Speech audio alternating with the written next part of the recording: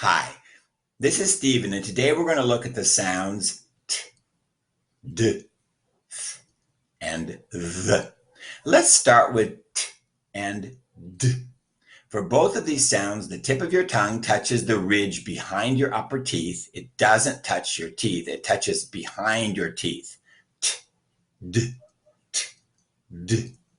The difference between these two sounds is that t is voiceless. That means you can whisper the sound, and also it's pronounced with a puff of air. T, t, t. The d sound is voiced. That means that your vocal cords vibrate when you say the sound d, d. And there's no puff of air when you pronounce d. T, d, t, d. Here's a sentence where you can practice both of these sounds together. I told Dell 10 times, don't touch the Dutch tiles, Dell. I told Dell 10 times, don't touch the Dutch tiles, Dell. Now let's practice the sound of th. This is a voiceless sound. You can whisper this sound.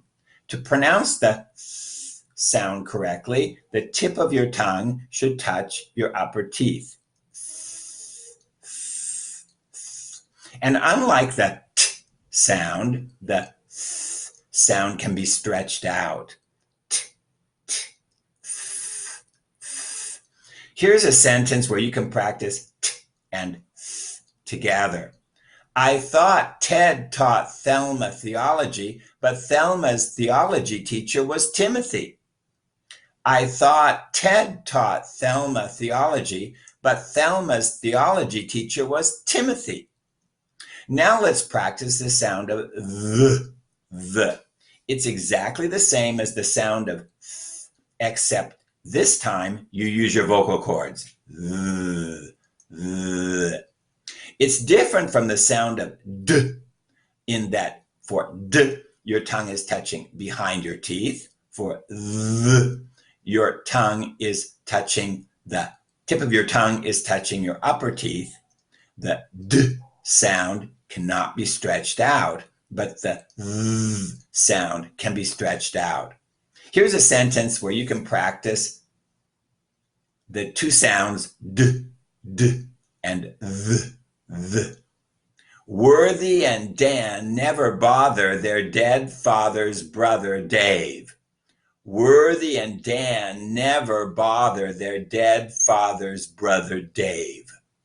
Last, let's compare th and th. The difference is voicing. Th is voiceless. That means you can whisper it. Th is voiced. That means you cannot whisper it. You use your voice when you say the sound of the.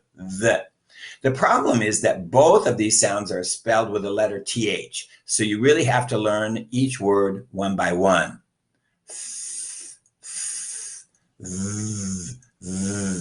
Here's a sentence where you can practice both voiceless and voiced.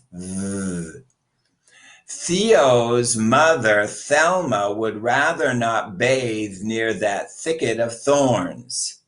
Theo's mother, Thelma, would rather not bathe near that thicket of thorns. For the words Theo, Thelma, thicket, and thorns, you have the voiceless sound. And for the words mother, rather, and bathe, you have the voiced sound. Theo's mother, Thelma, would rather not bathe near that thicket of thorns. Learning how to distinguish between t, d, th, and th is an important step in learning how to pronounce it right.